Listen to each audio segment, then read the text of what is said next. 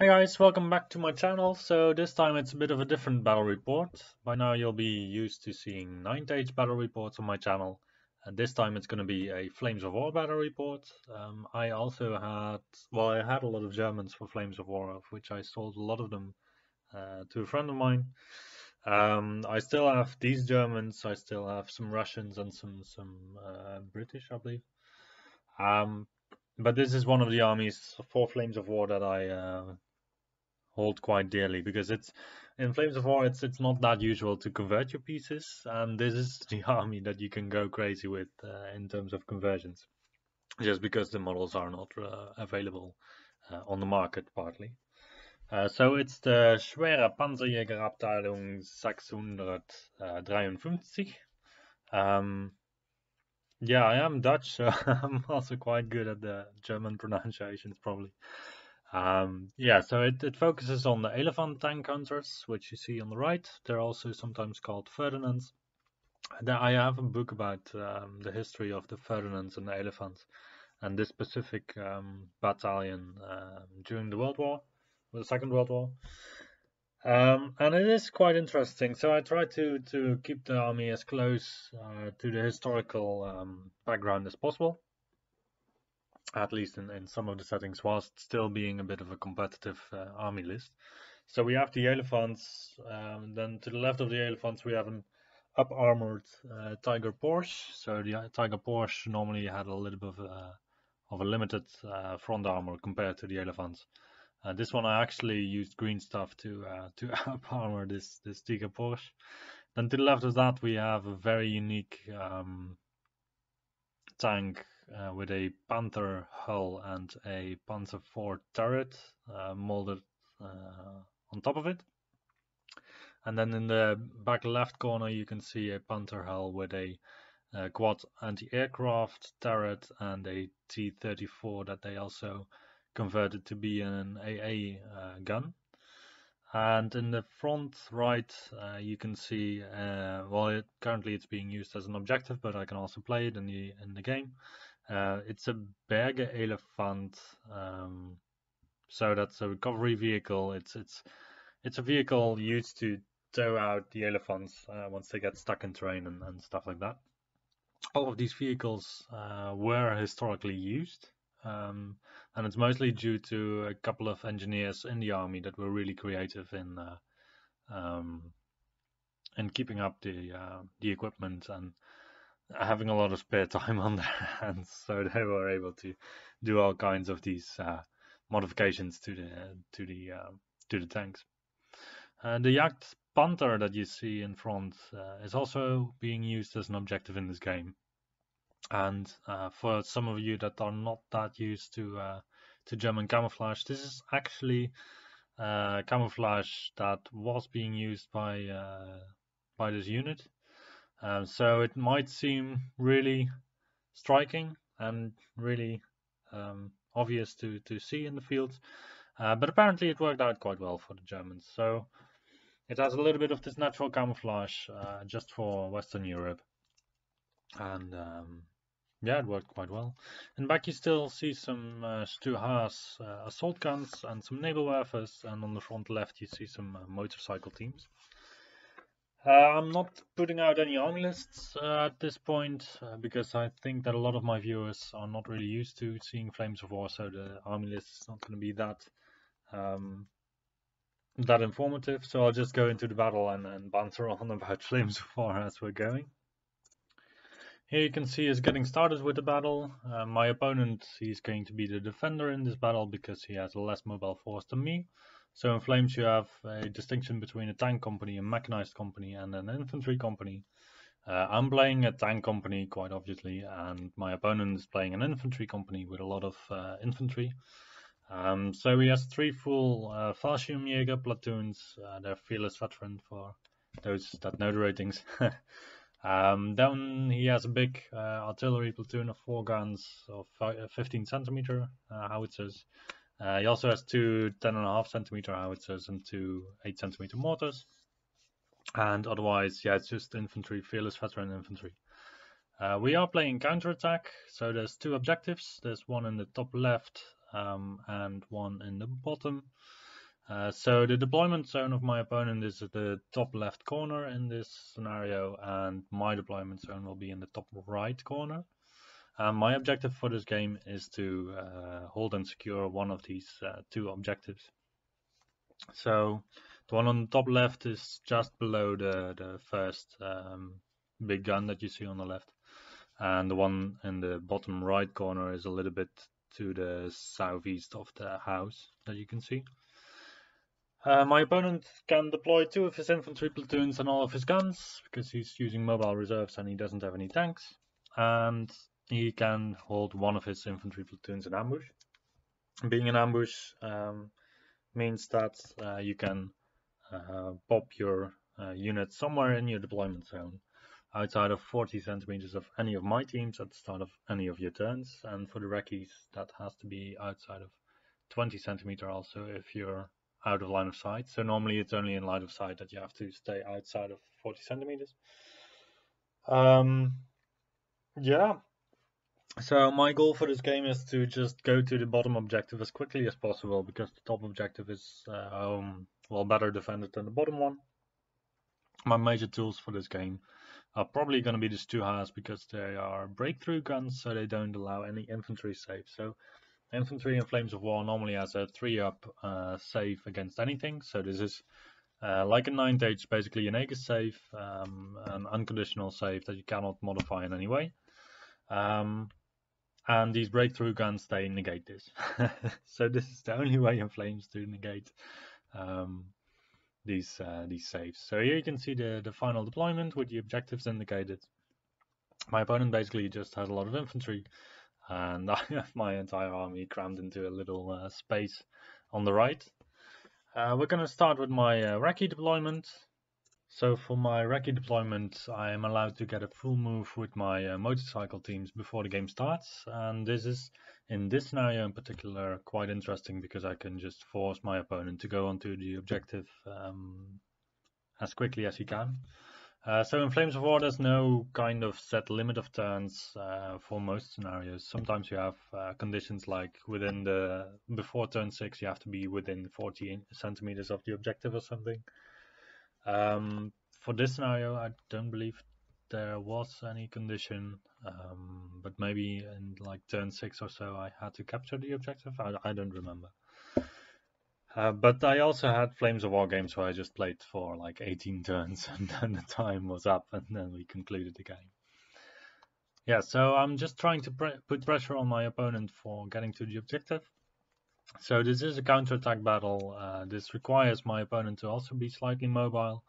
I could have outplayed him really badly by just taking the bottom left corner and putting the objective in the top right all the way at the end, so that my motorcycle recce would be way quicker than my opponent's infantry, and just basically win on the fact that I just race away from his infantry. He's not able to catch up and then secure the objective, but I thought that that would be quite a lame battle, so we instead went for this setup.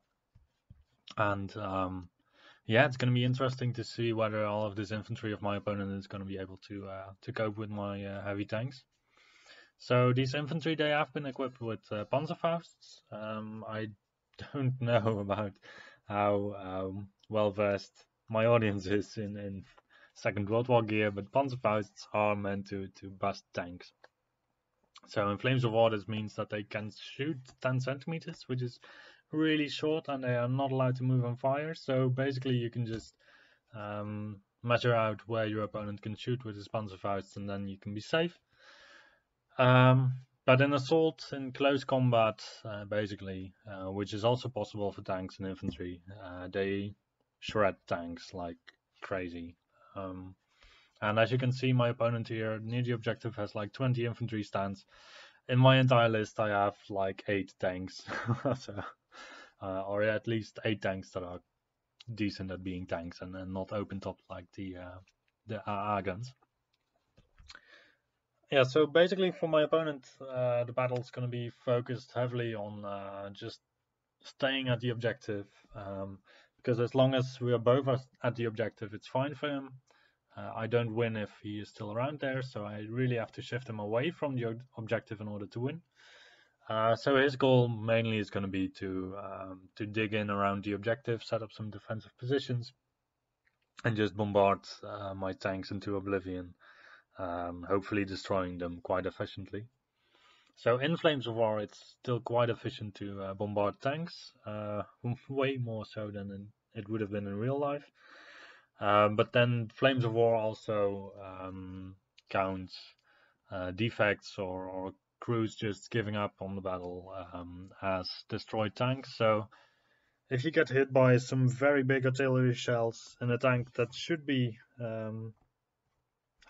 immune, kind of immune to the artillery that is being hit by, you still might face the issue of your crew just being so incredibly frightened by the artillery that they just retreat from the battle and don't want to be involved anymore.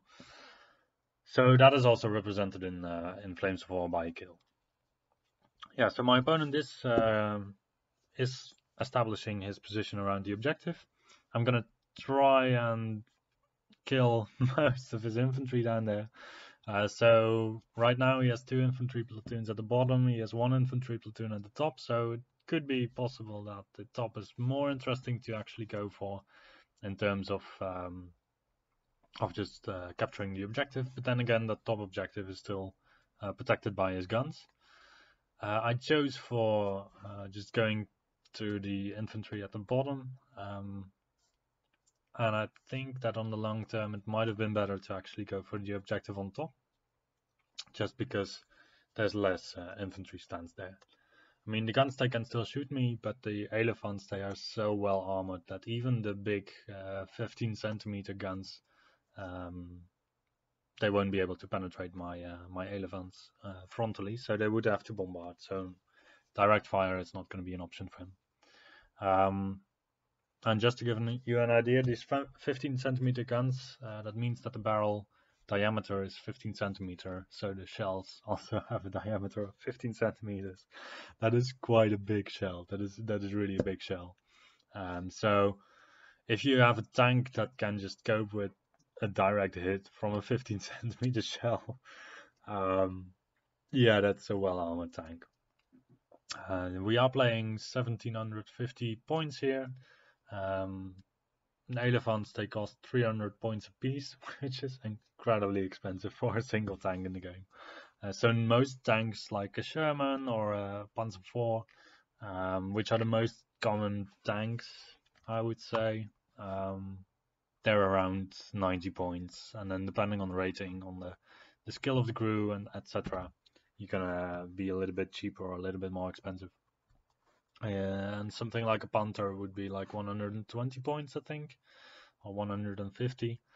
So an Elephant is like twice the amount of points as for a Panther. So if you lose one of these, it's incredibly tough for you. And against infantry, they're no better than just a Stuart. Actually, a Stuart tank is better against infantry than an Elephant, because it has more machine guns.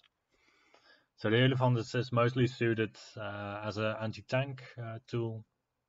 So facing a list with so many Panzerfaust equipped infantry guys is not the best matchup for the Elephants per se. But that is why there's 2 Haas are in the list, because they can really efficiently clear up enemy infantry, even when they're dug in. It doesn't really matter to them, because they just, well, they shoot the defenses and they kill the infantry together with the defenses, basically.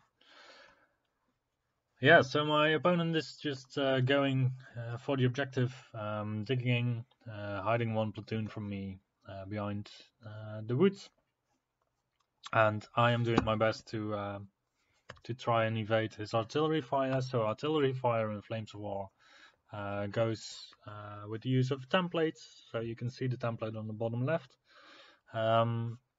Yeah, and depending on the amount of guns you get a bigger template or a smaller template. So Russians are also able to put artillery batteries down of like 16 guns, or even, I think the maximum amount of guns you can fire together in an artillery bombardment would be 32 guns, because then you have these rocket launchers that count as 4 guns each, and you can have 8 of those. So then You see the artillery template on the bottom left. You can get this 4 times the size, so that you have 4 of these templates together, and then you get a reroll to hit, I believe, on all of your targets that are under the template if you hit the 32 against. Yeah, that's a lot. But then these specific guns that I'm talking about are mostly anti-infantry, and they don't deal a lot of damage to tanks. But still, if you face this, then and you have an infantry army, then you're going to be in a world of pain. Yeah, so by now my opponent has destroyed one of my elephants by using artillery fire. Still, the rest of the army is growing quite strong, but then again, I only have like 8 tanks that are well armored, and the anti-air guns in this scenario are mostly going to be useful to deter my opponent from assaulting me.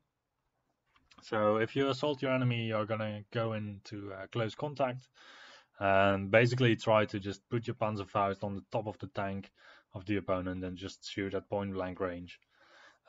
This kills tanks quite effectively, but it does require you to run to the tank in the open. So in the game it's represented by defensive fire. So basically the men in the tanks and around the tanks trying to just deter your opponent from getting close to the tanks, close enough to deal the damage that they want to deal. So you get 1 round of fire where you can fire at full force, and if you get 5 or more hits on your opponent, then you drive them back. And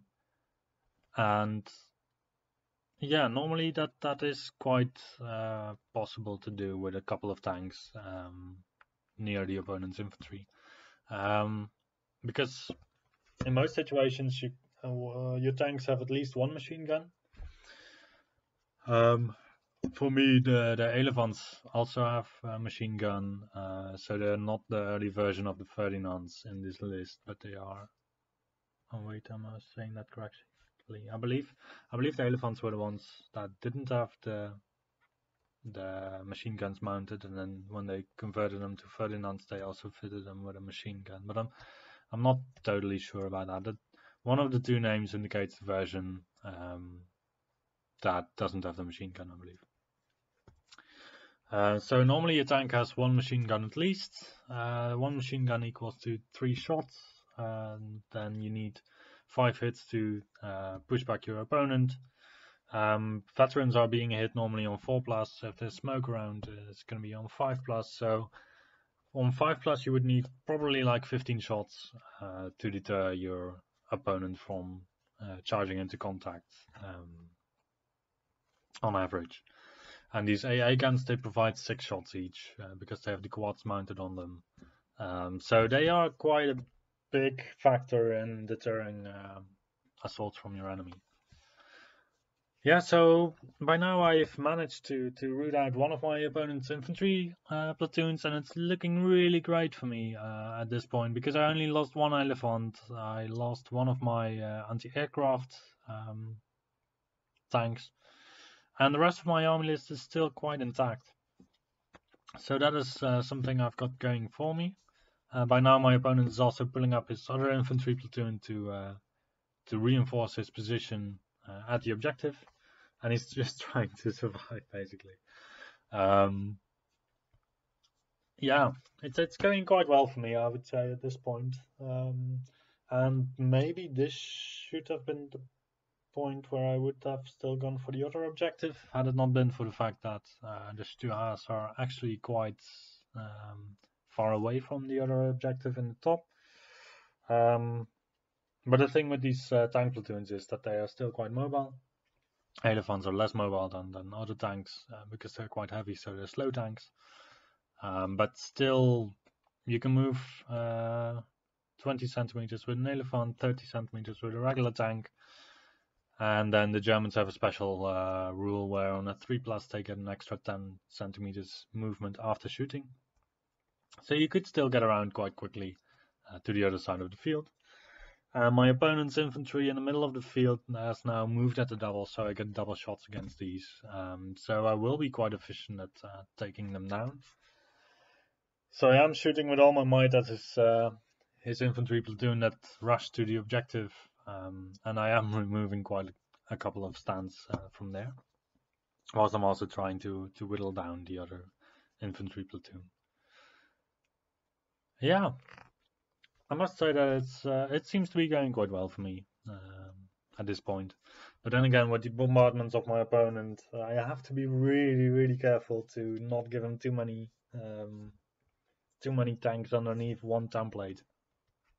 Because if this hits and it hits badly, it really is going to remove a large portion of my army.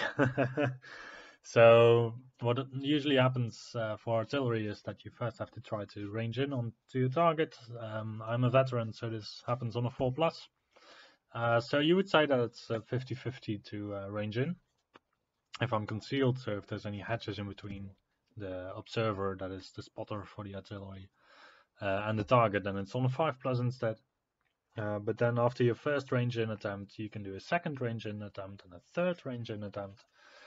So in the end, you're quite sure to get your range-in. If you have your range-in, the next turn you can bombard at the same location and just see what's underneath the template then. Alternatively, you can range-in again on a new target. And then the way it works with range-in is, so if you did range-in on your first attempt, he's going to hit me on a skill rating, which is veteran, so 3+. If you ranged in on the second attempt, you're going to add a +1 to this, so you would hit me on 4+, and on the third one will be on a 5+. But every single team that is underneath the template is going to get a roll. So if I have like 3 tanks underneath the template, he does manage to range in on a 4+ the first go. Then likely 2 of my tanks are going to be hit on a 3+. And then they get well, basically the hits that they get from the big guns kind of ensures that at least one of these tanks is going down. So at all times, I should try to prevent getting 3 tanks under one template of my opponent, because at a rate of 1 tank per turn being gone, in 6 turns I'm gonna only have 2 tanks left, more or less, which is not good, because that would be only the artillery battery that's gonna be wreaking havoc. So it's really important for me to mitigate this effect. So on one hand, this heavy tank squadron is less vulnerable to artillery in the sense that you have less tanks that you have to worry about, so you have more space to move your tanks about. And then, yeah, normally you try to put your tanks in positions where your opponent doesn't have a suitable position for his template. But then again, if you have like 30 tanks on the field, then there's bound to be some place where your opponent can get at least 3 or 4 tanks underneath the template. And then with bigger templates for bigger artillery batteries, it goes south quite quickly. But then again, as you can see, the infantry is still a major factor in this battle, because without the infantry, my opponent would have already lost a long time ago, because then he wouldn't have had anything to defend the objective with. So the infantry platoons by now are still around, but they are getting smaller and smaller. Yeah, at this point, I must say, it might look really bleak for the infantry, but it also looks kind of bleak for me. I have my command vehicles still around, even though the Panzer IV with the Panther hull on the bottom got destroyed. I still have 1 elephant out of my elephant platoon of 2 elephants. I still have 2 H's active at this point. My motorcycle recce is still to its full 3 stands. I still have 1 AA piece, and I still have my naval airforce. So far I didn't lose any platoons, I think. But then once again, if you get to the threshold of having lost more platoons than you still have available on the table, you're gonna have to take company morale checks. So this is to indicate that your general is gonna decide to just call it a day and leave for home. If you're fearless, you're less prone to do this. If you're reluctant to fight, then you're gonna be more eager to go home for a coffee. Yeah, so at this point I'm not at this stage yet, but this turn my opponent's gonna wreak havoc on my army. So he is, with the bombardment, he is able to remove 2 of my motorcycle stands, which reduces them to only 1 infantry stand. And this guy is gonna have to take last stand checks every single turn on a 4+. If he doesn't make the 4+, he's gonna be gone. My Stuart gets some ass whooping. So there's only 2 of them left, I believe. So they're also at the pivotal point of when there's 1 more bailout, I have to test for them to see if they stick around. My AA platoon is being wiped out this turn. So if my opponent is able to remove almost 2 I'm gonna, or the elephant, I'm gonna have to roll for company morale every single turn. So on a 4+, I'll stick. On anything lower than a 4+, the game is gonna be to my opponent, provided that my motorcycle recce infantry guy is gonna flee the table. But then again, my opponent is also on thin lines. He also has to take checks for his infantry platoons. He had a total of 6 platoons. The artillery camp on the top of the table still comprises 3 platoons. So even if I remove all of his infantry, he's not gonna have to check for morale. So that's something that he has going for him. Yeah, so it is quite exciting still in the end. I am losing pieces every single turn, which is not good for me. But then again, it's nice to have a bit of a tense battle. I don't think my opponent was aware at this point that he only needed to remove so little of my army to push me over the edge and get a win. And in that sense, Flames can be really decisive in terms of small die roll results as to what will happen. So you can also see here that he's still assaulting now my elephant. If my elephant dies and my sole surviving motorcycle recce team is going to flee the field, then I have to take these company morale checks as indicated before. So he is loaded out with these Panzerfausts. He does get 2 teams to strike at my elephant. My elephant luckily makes his tank save and is able to scurry away from the assaulting infantry, ready to fight another day, fortunately. So yeah, that was a really lucky one. And also the other assault gets driven off. My opponent by now has 2 infantry teams, and they're not close to the objective. I start my turn within 10 centimeters of the objective. My opponent, he doesn't have any teams near the objective anymore, so this is a win for the Germans. Well, it was going to be a win for the Germans anyway, because it was a civil war. But then again, it was a really close one. I'd like to thank my opponent for the nice game, and yeah, I might film some more Flames of War on my channel. Please let me know if you like this, and I'll see you the next time. Probably with some 9-Age content, but I'll see you the next time. Bye.